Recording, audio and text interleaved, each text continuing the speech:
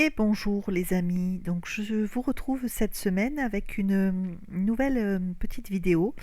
Comme vous le voyez là à l'écran, j'ai décidé de travailler sur une petite carte euh, Memoridex avec des fonds que j'ai fait avec ma gel presse et un petit tampon chouette hibou de All and Crate.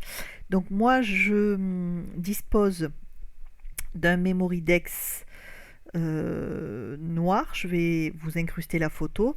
Et dessus, il y a des tas de petites cartes lignées que j'avais prises il y a de cela longtemps. Ça fait longtemps que je l'ai, plusieurs années. Et en fait, je ne m'en suis jamais servi comme d'un Memoridex. J'ai jamais fait de cartes. Jusqu'à ce que je découvre les vidéos de Chapatouille de Annelise B, de Les couleurs de Laureline, qui utilise ce principe pour réaliser des petites colorisations à l'aquarelle ou en mix média. Donc moi j'ai décidé du coup de recycler mon Memoridex et de vous mettre donc des petites vidéos de réalisation. Donc je vous mets la petite vidéo du Memoridex et je vous mettrai également une photo de la toute première carte que j'ai réalisée. Donc voilà, ça c'est mon memory avec des cartes lignées et ça c'est la première carte que j'ai faite avec un tampon japonaise de chez Stampin' Bella. Donc là j'ai décidé de travailler à nouveau sur mes petites cartes lignées. Mais j'ai décidé de coller d'un côté un morceau de papier type papier Paint-On pour faire un fond blanc. Et j'utilise, donc j'ai mis mon fond blanc. Et par-dessus, donc je vais poser mes fonds gel presse que j'ai réalisé il y a quelque temps. Je crois que je vous avais fait une vidéo sur les fonds gel presse, je ne sais plus. Enfin, en tout cas, voilà, j'utilise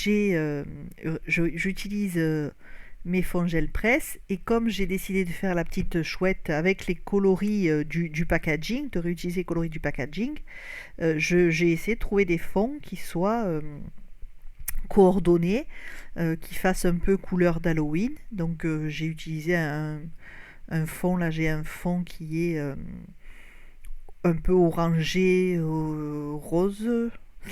Donc voilà, et un fond qui était un peu violine avec des taches fuchsia, rouges, voilà. Donc j'utilise ces deux morceaux-là. Avec les chutes, je vais essayer de faire quelque chose, de faire mon fond. Et simplement dessus, vous verrez, je vais ensuite ajouter des éléments pour texturer ce fond.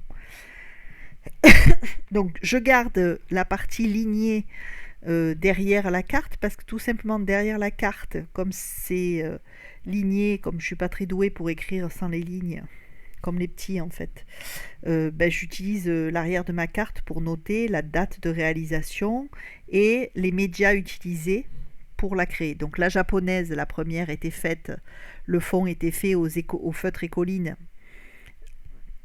et la petite japonaise était colorisée au crayon Arteza, qui sont les crayons de couleur de ma fille, que j'avais emprunté pour les besoins de la colorisation. Et là, donc, je vais faire mon fond avec les fonds gel presse réalisés à l'acrylique, pardon. Et je vais faire la colorisation. Vous allez me voir ensuite faire la colorisation de ma petite chouette au crayon Castle Art Gold. Voilà, hein, puisque pour l'instant j'ai choisi d'utiliser ces médias-là. Donc les Castle Art sont des crayons assez gras. Je crois que ce sont des crayons à la cire, me semble-t-il. Mais beaucoup moins gras malgré tout que les Primacolor ou les Luminance. Alors moi j'ai les Prismacolor. Il m'en manque, je les ai pas tous, il doit m'en manquer peut-être une quinzaine pour avoir la totalité des couleurs. Mais comme c'est très difficile de se les procurer à l'unité, je ne suis pas sûre d'arriver au bout de ma collection. En revanche, effectivement, j'envisage sérieusement d'investir dans les luminances, mais pour l'instant, ça n'est pas encore le cas. Mais j'avoue que les luminances me font beaucoup d'envie et gentiment de l'œil. Donc là, je vais coloriser ma petite... donc d'abord, je vais effectivement passer les bords de ma carte avec de l'encre Distress. Donc là, j'ai choisi la Black Soot, hein, donc c'est la noire, un peu couleur smoke, là, un peu couleur fumée, voilà, pour ancrer tous les bords de ma carte. Donc vous allez me voir ancrer les bords de ma carte. Pour moi, l'idée en fait, c'est de donner un côté un peu grunge, un peu sombre à cette petite carte.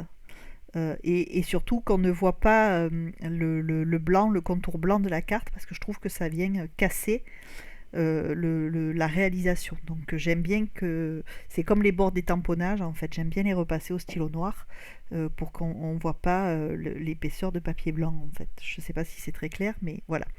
Donc je repasse mes bords en noir. Et ensuite, donc, je vais procéder au tamponnage. Donc avec cette planche de tampon All Crate que je me suis prise parce qu'il y avait des méga soldes chez All Crate. Donc je me suis commandé quelques planches, pas beaucoup, hein, mais notamment celle-ci parce que je la trouvais très sympa. Et donc je vais faire mon petit tamponnage de ma petite chouette qui est assise. Et je vais tamponner, voilà, vous me voyez prendre le papier là, c'est du Paint On lisse parce que je vais faire la colorisation au crayon.